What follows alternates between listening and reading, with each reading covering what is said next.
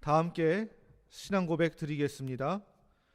전능하사 천지를 만드신 하나님 아버지를 내가 믿사오며 그 외아들 우리 주 예수 그리스도를 믿사오니 이는 성령으로 잉태하사 동정녀 마리아에게 나시고 본디오 빌라도에게 고난을 받으사 십자가에 못 박혀 죽으시고 장사한 지 사흘 만에 죽은 자 가운데서 다시 살아나시며 하늘에 오르사 전능하신 하나님 우편에 앉아 계시다가 저리로서 산자와 죽은 자를 심판하러 오시리라. 성령을 믿사오며 거룩한 공회와 성도가 서로 교통하는 것과 죄를 사하여 주시는 것과 몸이 다시 사는 것과 영원히 사는 것을 믿사옵나이다. 아멘. 찬송가 321장, 구찬송가 351장 찬양하시겠습니다.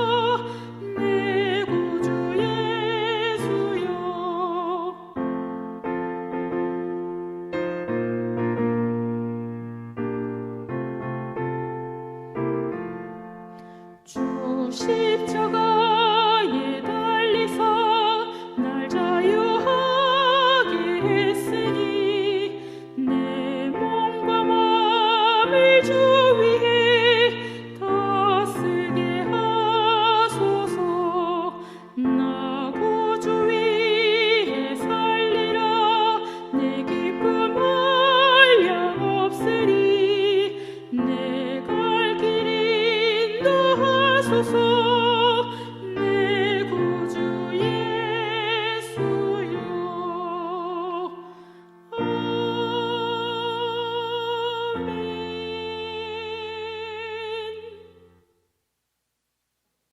하나님의 말씀 사무엘상 17장 45절에서 47절입니다. 제가 읽도록 하겠습니다. 다윗이 블레셋 사람에게 이르되 너는 칼과 창과 단창으로 내게 나아오거니와 나는 만군의 여호와의 이름 곧 네가 모욕하는 이스라엘 군대의 하나님의 이름으로 내가 나아가노라. 오늘 여호와께서 너를 내 손에 넘기시리니 내가 너를 쳐서 내 목을 베고 블레셋 군대의 시체를 오늘 공중의 새와 땅의 들짐승에게 주어 온 땅으로 이스라엘의 하나님이 계신 줄 알게 하겠고 또 여호와의 구원하심이 칼과 창에 있지 아니함을 이 무리에게 알게 하리라. 전쟁은 여호와께 속한 것인즉 그가 너희를 우리 손에 넘기시리라. 아멘. 이스라엘 백성들의 강력한 요구에 하나님께서는 사무엘에게 이스라엘 백성을 위한 왕을 세우는 것을 허락하셨습니다. 그러나 왕이 되는 자의 자격 조건을 신명기 17장 14절에서 20절에서 말씀하고 있듯이 자신의 지위와 욕심을 추구하는 것이 아니라 하나님 앞에 겸손하고 하나님과의 관계를 깊이 가져야 한다고 말씀하셨습니다. 사무엘은 하나님의 말씀을 따라 이스라엘 백성을 다스릴 왕을 찾았고 사울이 초대 왕으로 세워졌습니다. 왕으로 세워지기 전 사울은 겸손하였고 이스라엘의 왕이 될 만한 인재로 보였습니다. 하지만 그가 왕이 된 후 그가 바라보는 곳, 그리고 그가 의식하는 대상은 달라졌습니다. 하나님을 믿고 의지하기보다 자신의 체면과 이스라엘 백성의 시선을 중시하였습니다. 그 결과 그는 하나님의 기준이나 하나님의 백성의 기대에 부응하지 못하게 되었고, 하나님께서 그가 아닌 새로운 왕을 세우시기로 결정하시는 결과로 이어졌습니다. 그리고 이제 이스라엘의 왕은 사울에서 다윗으로 넘어가게 됩니다. 그리고 하나님께서는 사무엘에게 다시 한번 하나님께서 기름 부으시는 자는 세속적으로 판단하시지 않으신다는 것을 알려주십니다. 나아가 하나님께서 하나님의 기준으로 기름 부으신 자의 모습은 자기 백성을 위해서 결정적인 승리를 거두시는 하나님의 신실하심과 구원하심을 신뢰하는 왕의 표본이 되는 것입니다. 하나님의 백성에게는 그들의 편에서 적을 물리쳐줄 전사와 같은 왕이 필요했습니다. 오늘 본문에 나오는 다윗의 이야기에서 우리는 하나님께 순종하는 본보기를 볼 수 있을 뿐만 아니라 우리에게 필요한 약속의 왕을 엿볼 수 있습니다. 본문을 함께 살펴보면서 하나님께서 세우시는 자들의 모습은 어떤지 살펴보기를 원합니다. 먼저 하나님께서 세우시는 왕은 세속적인 기준을 따르지 않습니다. 사무엘상 16장을 보면 사울의 죄로 인해 깊은 고민에 빠진 사무엘 선지자로부터 이야기가 시작됩니다. 사무엘은 사울을 기름 부었을 때 사무엘은 사울이 이스라엘의 왕의 역할을 잘 해내리라 생각했을 것입니다. 하지만 사울은 사무엘의 기대를 무너뜨렸습니다. 사울은 자신에게만 신실했고 그 결과 하나님께로 인정받지 못하고 교체되는 상황이 되었습니다. 그리고 하나님은 사무엘에게 다음 왕을 찾을 임무를 주셨습니다. 그런데 이번에는 좀 더 구체적으로 사무엘에게 베들레헴으로 가서 이새의 아들 중에서 다음 왕을 찾으라고 말씀하셨습니다. 사무엘은 하나님의 명령에 따라 이새의 집으로 갑니다. 그리고 그의 아들들을 보기 시작합니다. 사무엘의 눈에 들어온 사람은 엘리압이었습니다. 그는 이새의 첫째 아들이었으며 사울처럼 용모가 단정하고 키가 건장하였습니다. 사무엘은 그가 충분히 왕이 될 만한 인물로 보였습니다. 그러나 사무엘의 이러한 시선은 사울을 봤을 때와 동일한 시각을 가지고 있었습니다. 내면보다 외모를 중시했다라는 것입니다. 그러나 하나님께서는 그를 대단하게 생각하지 않으셨습니다. 하나님에게 엘리압의 외모와 체격은 중요하지 않았습니다. 사무엘상 16장 7절을 보면 나 여호와는 중심을 본다라고 말씀하셨습니다. 인간은 눈에 보이는 기준으로 사람을 판단하지만 하나님의 기준에서는 그 모든 것은 아무 의미가 없다는 것을 알려주는 것입니다. 성경에서 나오는 하나님께서 사용하시는 그 사람들의 모습을 보면 하나님께서 중심을 보신다는 말씀이 사실임을 알 수 있습니다. 그들은 다른 사람들보다 특출나지는 않지만 하나님께 부르심을 받아 귀한 사역을 감당하였습니다. 오늘 본문에 나오는 다윗 역시 그들의 형들에 비해서 아무것도 나은 것은 없었습니다. 그는 막내였고 집에서 인정을 받지 못하는 존재였습니다. 이새도 막내인 다윗이 왕이 될 것이라 생각하지 않았을 것입니다. 인상적인 인물이 아니었기 때문입니다. 그러나 하나님께서는 다윗을 왕으로 선택하셨습니다. 그의 용모 때문도 아니고 그의 능력 때문도 아니었습니다. 그의 마음의 중심 때문이었습니다. 하나님을 바라고 하나님을 의지하는 마음, 자신의 위대함을 전적으로 확신했던 사울과는 뚜렷하게 대조되는 부분입니다. 오늘날도 마찬가지입니다. 사람들은 세상의 성공을 바라보고 그것을 기준으로 사람들을 판단하고 평가하지만 하나님께서는 중심을 보십니다. 얼마나 하나님께 삶의 중심을 드리는지 바라보십니다. 내 삶의 기준이 하나님께서 바라보시는 관점에 다가가도록 노력해야 함을 기억하시기 바랍니다. 두 번째로 하나님께서 세우시는 자는 하나님의 구원하심을 신뢰합니다. 17장을 보면 이새가 다윗에게 전장에 있는 모든 형들에게 안부를 전하는 장면이 나옵니다. 다윗은 아버지 이새의 말에 순종하여 전장으로 나아갑니다. 다윗이 전장으로 가서 형들에게 문안하고 이야기를 나누는 중에 전장의 분위기가 심각함을 인지합니다. 특히 적의 장수인 골리앗의 외침은 그 심각성을 잘 알려주었습니다. 이에 다윗은 두려워하고 있는 이스라엘 병사들에게 두 가지를 질문합니다. 먼저 거인을 해치우는 자에게 어떤 보상이 주어지는가? 다음으로 거인은 자기를 누구로 알기에 하나님을 모욕하는가 였습니다. 여기서 두 번째 질문이 중요한데 다윗의 진짜 동기가 무엇인지를 보여주는 대목입니다. 그의 관심은 하나님의 영광에 있었습니다. 그런데 여기서 부정적인 역설이 나오는 것을 살펴보게 됩니다.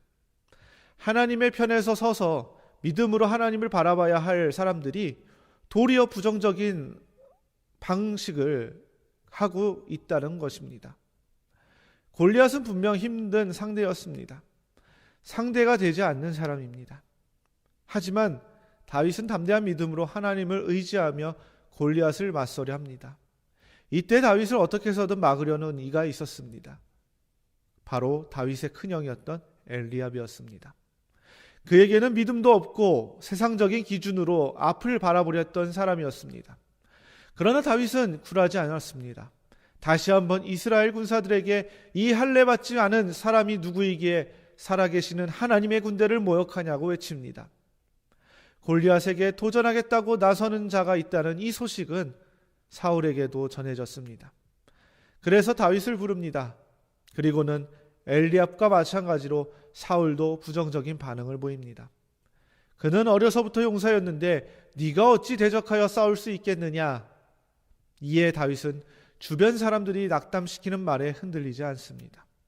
그는 이미 기름 부음 받은 왕이었으며 하나님의 능력을 신뢰하였습니다. 게다가 초원에서 사자와 곰과에 맞서 싸운 경험이 있었던 다윗은 자신이 있었습니다. 그렇다고 해서 그가 자만했던 것은 아닙니다. 그는 초원에서 양떼를 돌보며 겸손을 배웠습니다.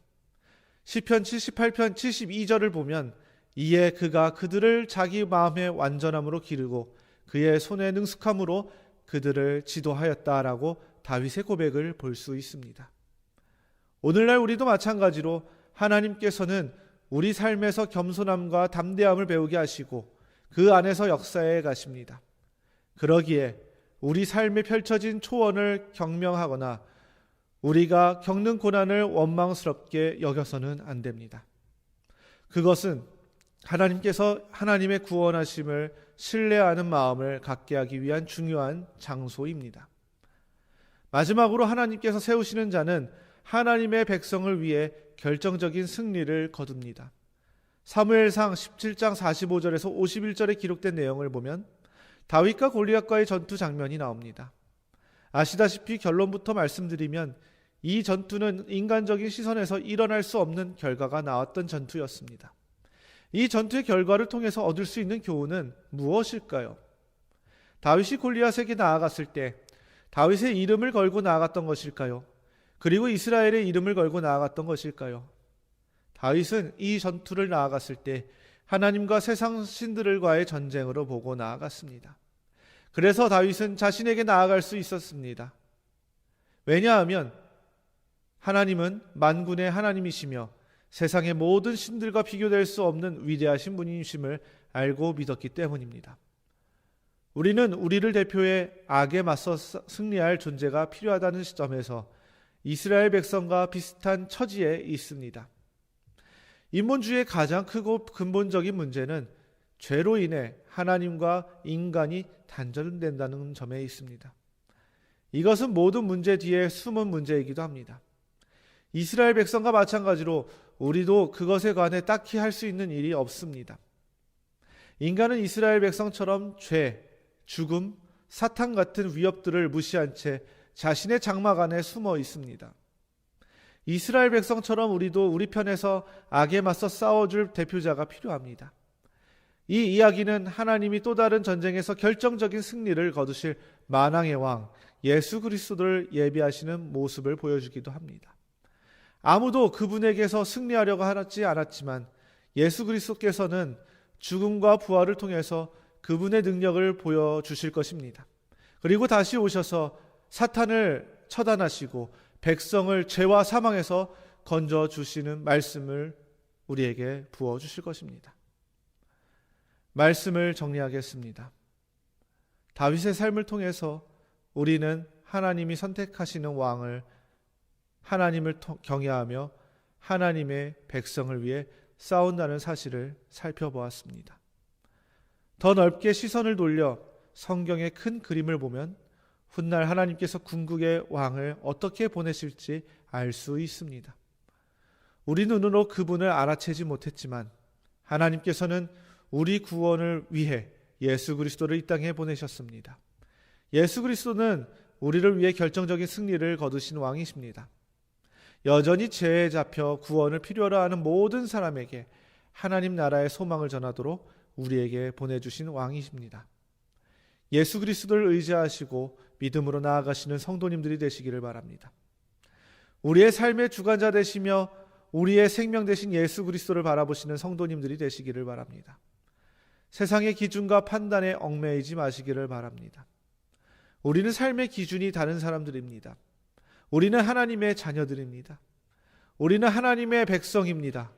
우리의 왕이신 하나님의 인도하심에 순종하시며 하나님께 주시는 은혜와 섭리를 붙잡고 살아가시기를 소망합니다. 다 함께 기도하는 시간을 갖도록 하겠습니다. 교회와 나라 그리고 가정을 위해서 코로나19 상황이 안정되도록 매일 기도운동과 예배 모임의 회복을 위하여 함께 기도하시겠습니다.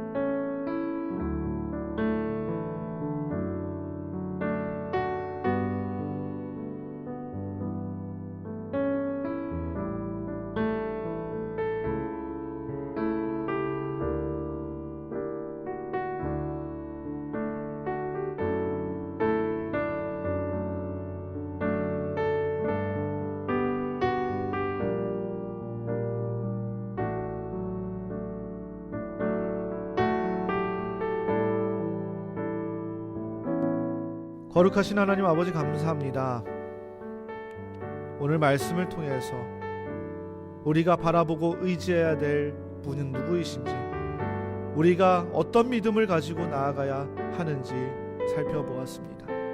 세상적인 기준으로 세상 사람들은 그것을 판단하고 그 기준을 잡지만 우리는 하나님의 자녀로서 하나님께서 주시는 그 놀라우신 계획과 섭리를 바라보며 나아갈 수 있게 하여 주시고, 어떠한 상황에서든지 세상적인 기준으로 그것을 판단하고 바라보고 평가하지 않게 하여 주시고 오직 하나님만 바라보며 나아갈 수 있게 하여 주시옵소서. 하나님 앞에 겸손하게 하여 주시고 하나님 앞에 더욱더 하나님을 의지하는 믿음의 자녀가 될 수 있도록 주님 인도하여 주시옵소서.